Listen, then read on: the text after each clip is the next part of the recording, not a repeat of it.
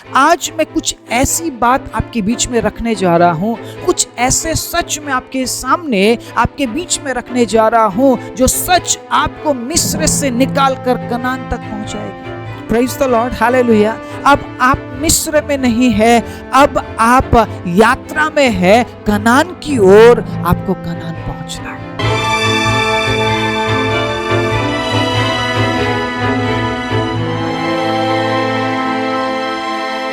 आप सभी को जय मसीह की। प्रभु यीशु मसीह के नाम से मैं आप सभी का स्वागत करता हूं आज के वचन के लिए। परमेश्वर के प्रिय लोगों, क्या आप वो बोल रहे हैं जो परमेश्वर चाहता है? क्या आप उन बातों की घोषणा कर रहे हैं जो परमेश्वर आपके लिए चाहता है? क्या आप उन बातों को बोलना पसंद करते हैं जो परमेश्वर आपको चाहता है, या आप उन बातों को बोलते हैं जो आप चाहते हैं? कई बार परमेश्वर के अजीजों, हम इतने कमजोर पड़ जाते हैं, हम उन घोषणाओं को कर ही नहीं पाते हैं जिनके बारे में परमेश्वर के वचन में जिक्र किया गया है। आज मैं कुछ ऐसी बात आपके बीच में रखने जा रहा हूं, कुछ ऐसे सच मैं आपके सामने आपके बीच में रखने जा रहा हूं जो सच आपको मिस्र से निकाल कर कनान तक पहुंचाएगी। Praise the Lord, hallelujah. अब आप मिस्र में नहीं है, अब आप यात्रा में है कनान की ओर। आपको कनान पहुंचना है। कहिए मेरे साथ, मुझे कनान में प्रवेश करना है। मेरे साथ बोलिए, मुझे कनान में प्रवेश करना है। ये बात आप अपने लिए बोल रहे हैं, मेरे कहने पर नहीं, आप अपने लिए बोल रहे हैं कि आपको कनान में प्रवेश करना है। अगर आपको कनान में प्रवेश करना है, अगर आपको उन तमाम आशीषों से आशीषित होना है जो आशीष परमेश्वर ने आपके लिए रखी है, आपको क्या करना पड़ेगा? 3 पॉइंट्स मैं आपके बीच में रखने वाला हूं। सिर्फ 3 पॉइंट्स, लेकिन अगर इन 3 पॉइंट्स को आप बड़े प्रार्थना पूर्वक सुनकर आप लागू करते हैं, परमेश्वर के अजीजों, कोई नहीं रोक सकता है आपको कनान में प्रवेश करने के लिए। कोई नहीं रोक सकता है। कोई ऐसी शक्ति बनी ही नहीं जो आपको कनान में प्रवेश करने के लिए रोक दे। हालेलुया। कोई ऐसा व्यक्ति बना ही नहीं जो आपको कनान में प्रवेश करने के लिए रोक सके। जिसने कनान बनाया, उसने उसके निवासियों को भी बनाया और वो ही कनान में उनको पहुंचाएगा। लेकिन क्या आप मिस्र से निकलकर कनान की ओर आप बढ़ रहे हैं? परमेश्वर के अजीजों, आज मैं ये कहना चाहता हूं, हम यात्री हैं, हम यात्रा में हैं, हम सफर में हैं। और सफर में ही परमेश्वर के अजीजों पता चलता है कौन गंतव्य स्थान तक पहुंचेगा और कौन नहीं। एक यात्री अगर अपने सफर में बना रहे, एक यात्री अगर अपने यात्रा में बना रहे, यात्रा आसान नहीं होता है। यात्रा में बहुत सारी याचनाएं आती है, आ सकती है और आएगी। इसीलिए उसको यात्रा कहा जाता है। एक जगह से दूसरे जगह में पहुंचना आसान नहीं है। रास्ते में कुछ भी हो सकता है। और यही मिस्टेक इजराइलियों ने किया। वो यात्रा में बने नहीं रह पाए, वो यात्रा में विश्वास योग्य नहीं रह पाए, वो यात्रा में परमेश्वर पर भरोसा नहीं कर पाए। मैं थोड़ा सा हिस्ट्री, थोड़ा सा इतिहास बताना चाहता हूं इजराइलियों का, ताकि आप समझ पाए जिस बारे में मैं बात कर रहा हूं, मैं क्यों बोल रहा हूं कि हमें मिस्र से निकलना है और कनान की ओर हमें चलना है, ताकि हम कनान में प्रवेश कर सकें। कनान देश के बारे में परमेश्वर अभी तक भी बात कर रहा है, नए नियम की किताब में भी, लेकिन अब नाम बदल गया है।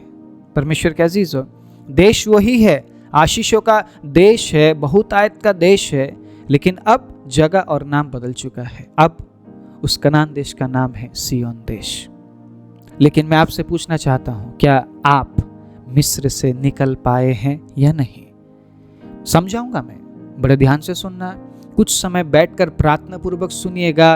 काफी इंटरेस्टिंग है जो आज हम सुनने वाले हैं। परमेश्वर के अजीजों, परमेश्वर की उपस्थिति में मैं बोल रहा हूं, आपको भी परमेश्वर की उपस्थिति में सुनना पड़ेगा। जिस तरीके से लिडिया ने सुना, लुदिया ने जिस तरीके से सुना परमेश्वर के अजीजों, वैसे ही आपको सुनना पड़ेगा और भरोसा करना पड़ेगा, विश्वास करना पड़ेगा कि आज के वचन से परमेश्वर आपके जीवन को बदलने जा रहे हैं।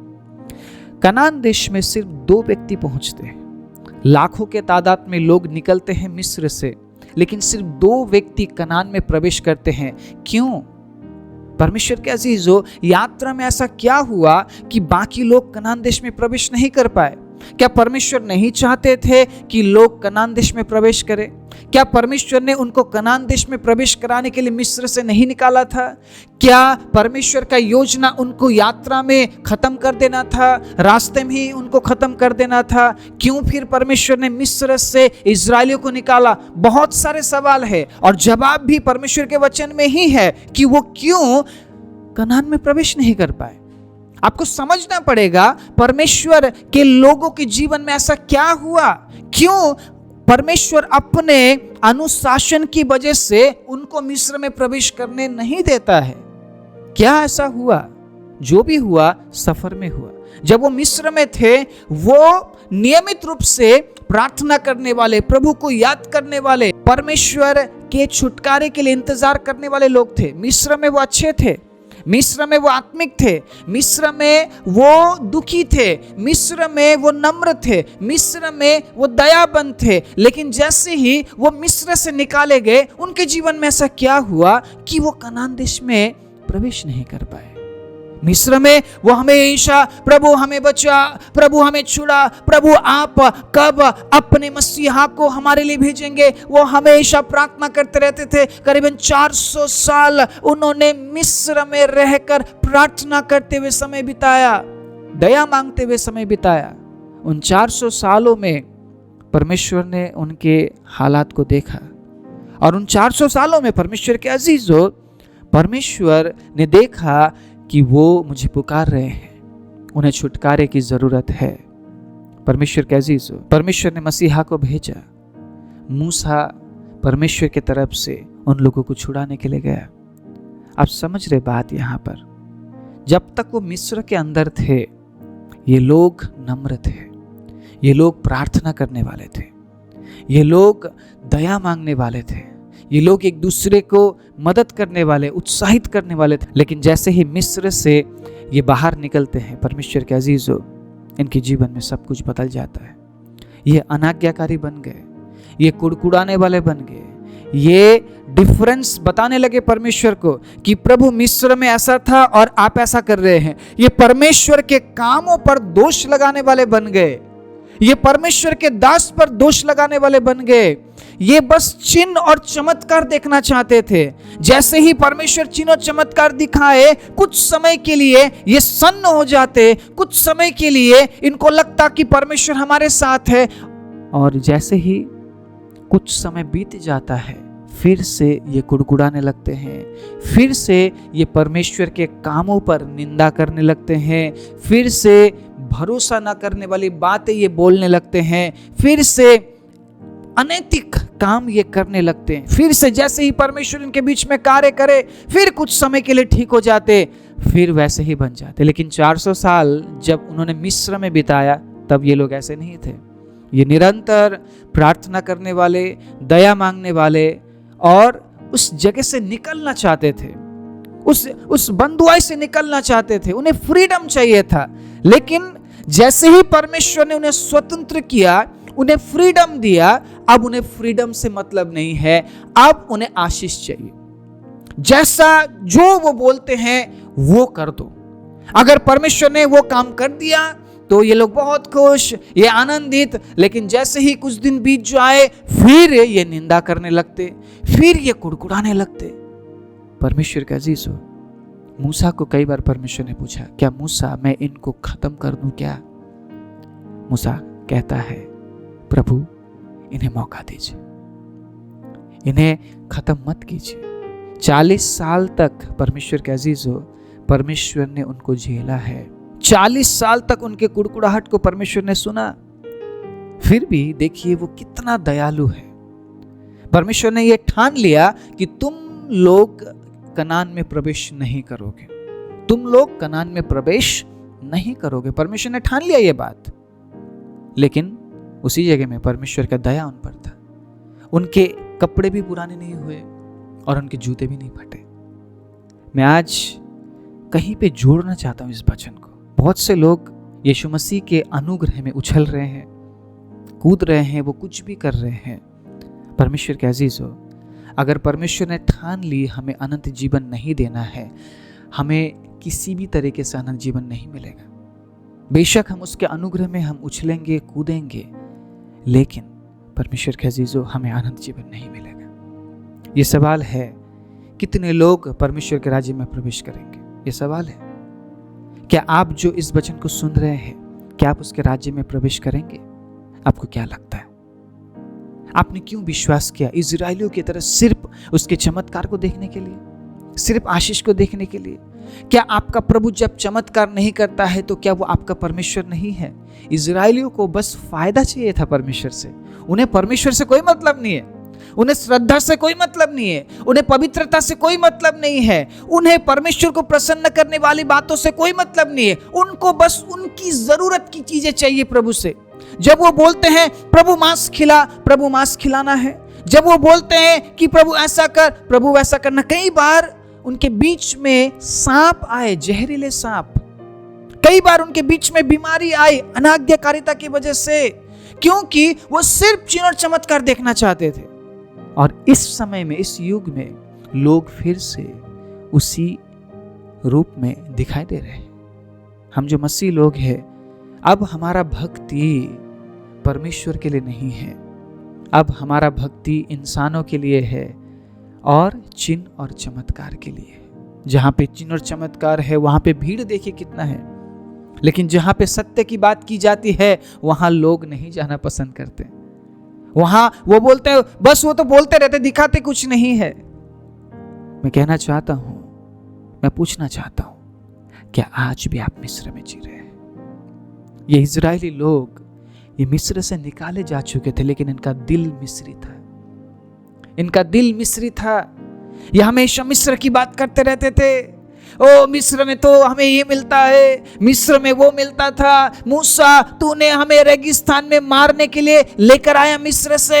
मूसा पर बार बार दोष, मूसा पर बार बार दोष। कई बार मूसा परमेश्वर के सामने जाकर प्रार्थना करता है कि प्रभु मैं क्या करूं, इन लोगों के लिए मैं प्रभु क्या करूं? मैंने सब कुछ किया प्रभु पिता, मैं उनको वहां से लेकर यहां तक मैंने पहुंचाया, अब मैं क्या करूं प्रभु?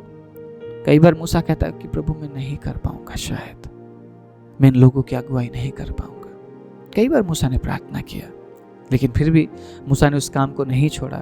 मूसा जब तक जिंदा था, मूसा ने उस काम को किया है। मूसा भी कनान देश में प्रवेश नहीं कर पाया। आप समझ रहे इस बात को? अनुग्रह है, अनुग्रह है हम पर, लेकिन क्या हम अनंत जीवन को प्राप्त करेंगे? वो अपना दया आपसे नहीं हटाएगा, वो अनुग्रह करेगा। इजराइलियों पर से उसने अपनी दया नहीं हटाई, इजराइलियों पर दया करता रहा, उन्हें खिलाता रहा। उनके कुड़कुड़ाहट को सुनने के बाद भी परमेश्वर उन पर दया करता रहा। लेकिन परमेश्वर ने ठान लिया था कि तुम लोग कनान में प्रवेश नहीं कर पाओगे। कनान देश परमेश्वर ने तैयार रखा था अपने लोगों के लिए। सियोन देश तैयार है, लेकिन सफर में क्या आप कमजोर पड़ रहे हैं? क्या आप सफर में मिस्र की बात करते हैं? जिस पाप से परमेश्वर आपको निकाल लाया, जिस जगह से परमेश्वर आपको निकाल लाया, परमेश्वर के अजीजों, क्या आज भी आप उस विषय में बात करते हैं? आज भी आप उन बातों को सोचते और विचारते हैं? अगर आप ऐसा जीवन जी रहे हैं, मैं कहना चाहता हूं आप मिस्र में हैं, आप मिस्र में हैं परमेश्वर के अजीजों। आप मिस्र से निकल नहीं पाए हैं। आपका जीवन अगर आज भी उन बातों में है तो आज भी आप मिस्र में है, और जो मिस्र में है वो कनान में प्रवेश नहीं कर पाएंगे।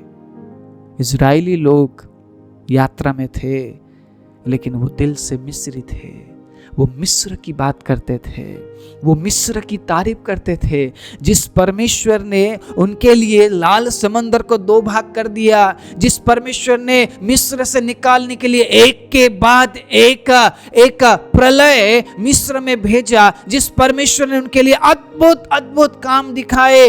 दिन में वो बादल का खंबा बनकर उनके साथ रहा, रात में वो आग का खंबा बनकर उनके साथ रहा। वो परमेश्वर अपना उपस्थिति उन्हें देता रहा, उनकी अगुवाई करता रहा, उस परमेश्वर के बारे में वो बात ना करते हुए वो मिस्र के बारे में बात करते थे, वो मिस्र की तारीफ करते थे। परमेश्वर के अजीजों, इसीलिए परमेश्वर ने ठान लिया कि तुम कनान में प्रवेश नहीं कर पाओगे। आपका मिस्र कहां पे है? आपका दिल किस तरीके से मिस्री है ये आप जानते हैं। बहुत सी बार हम अतीत में जीना पसंद करते हैं। मैंने इससे पहले कई प्रचारों में कहा है, forget your past, forget your past. अगर आप अपने अतीत को नहीं भूल पा रहे हैं, इसका मतलब आप मिस्र में हैं, और जो मिस्र में है वो कनान में प्रवेश नहीं कर पाएंगे। जो मिस्र में है वो कनान के आशीष को प्राप्त नहीं कर पाएंगे। परमेश्वर के अजीजों, अगर आपको मिस्र से निकलना है, आपको मिस्र से अलग होना है, तो परमेश्वर के अजीजों भूल जाइए उन बातों को। फॉरगेट योर पास्ट, अपने अतीत को भुला दीजिए। प्रेजेंट में जो परमेश्वर आपके साथ कर रहा है उन बातों में ध्यान दीजिए।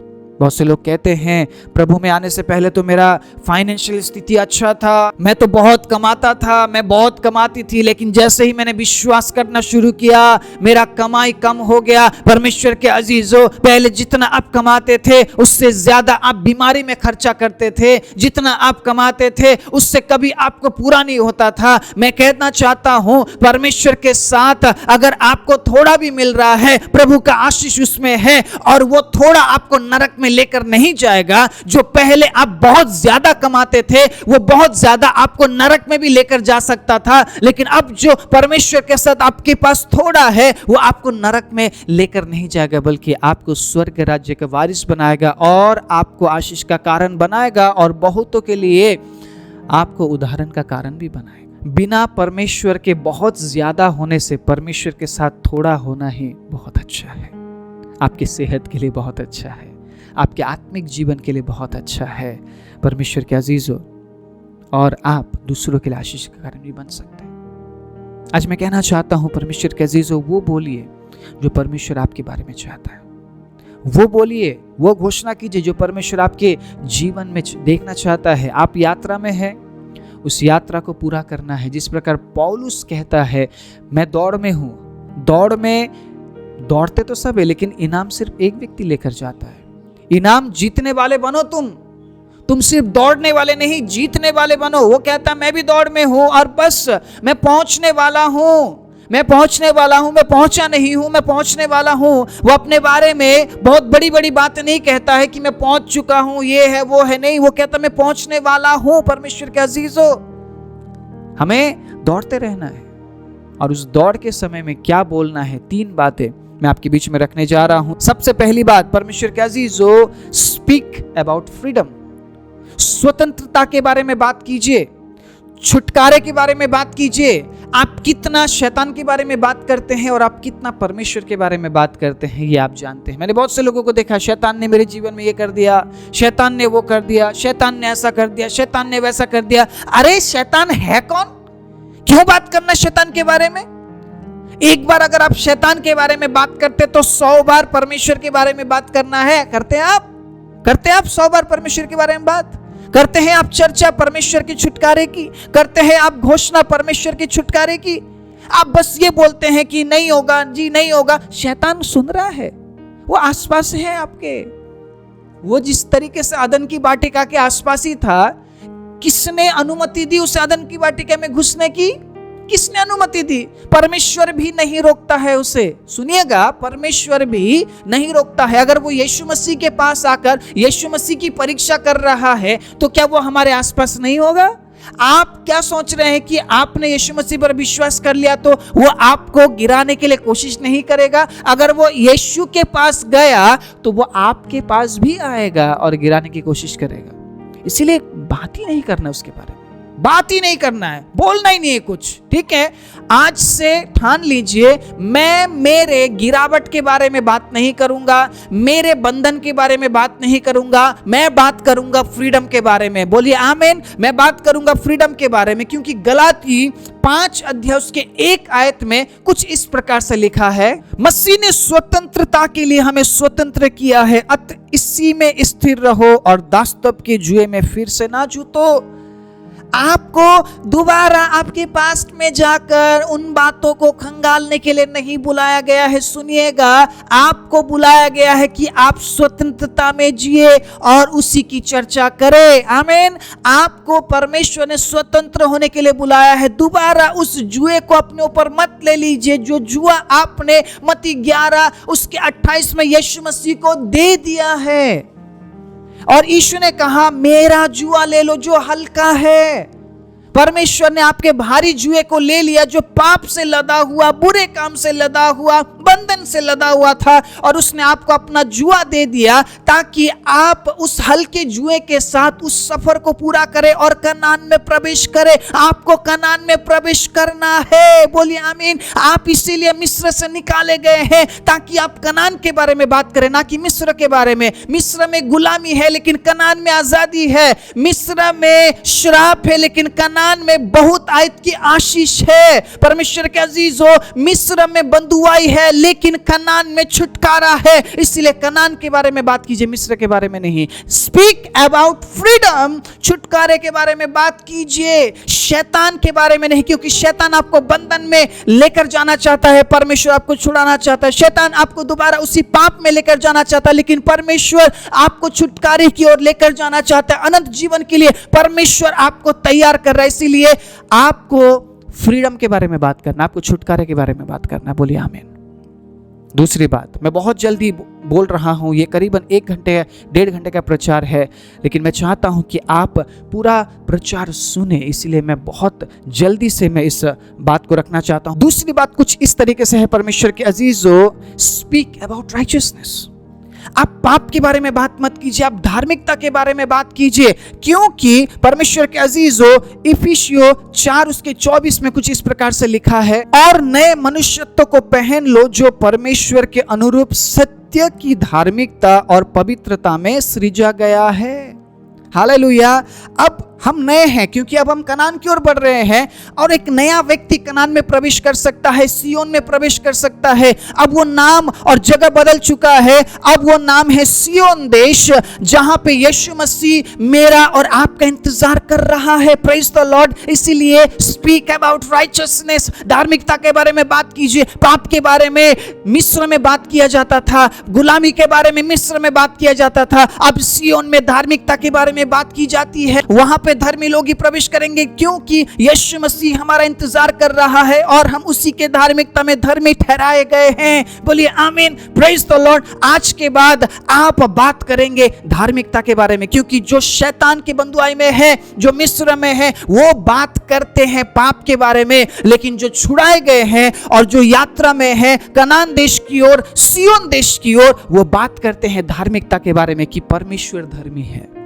हमें धार्मिकता के बारे में बात करना है। जो व्यक्ति धार्मिकता के बारे में बात करता है वो ही उस सफर को पूरा कर पाएगा। बहुत से लोग आएंगे, बहुत सी परिस्थिति आएगी आपको पापी बनाने के लिए, लेकिन यूसुफ की तरह हमें सामना करते हुए धर्मी बने रहना है। आमीन। धर्मी बने रहना है। मैं आपको बार बार बोल रहा हूं, अगर उसने ठान लिया ना हमारे लिए कि ये व्यक्ति सियोन देश में प्रवेश नहीं करना है, हम किसी भी तरीके से प्रवेश नहीं कर पाएंगे। हमारा दिल मिस्री नहीं होना चाहिए, हमारा दिल कनानी होना चाहिए, सियोनी होना चाहिए। आमीन। हालेलुया। सियोन के सफर में मेरे मन व्याकुल न हो न कभी। तीसरे पॉइंट को मैं जल्दी से आपके बीच में रखना चाहूंगा, स्पीक अबाउट ब्लेसिंग्स। अब हमें आशीष के बारे में बात करना है, जो आशीष कनान में हमें मिलने वाली है। अब कोई आंसू नहीं होगा, अब कोई दुख नहीं होगा, कोई भूख नहीं, कोई प्यास नहीं, कोई लड़ाई नहीं, कोई झगड़ा नहीं, कोई विवाद नहीं, क्योंकि अब हम हमेशा के लिए आनंद में जीवन बिताने वाले, शांति में जीवन बिताने वाले हैं। सफर में आशीष के बारे में बात कीजिए, क्योंकि अगर आपने फेलियर के बारे में बात किया, जो आप नहीं कर पाए, अगर उन बारे में आप बात करेंगे, परमेश्वर के अजीजों, आप आशीष को प्राप्त नहीं कर पाएंगे। देखिएगा, कनान में सब कुछ बहुतायत का आशीष है। दूध और मधु की धाराएं बहने वाला वो देश है परमेश्वर के अजीजों, जहां पे यीशु मसीह हमारे लिए तैयार है हमें उस मुकुट को पहनाने के लिए।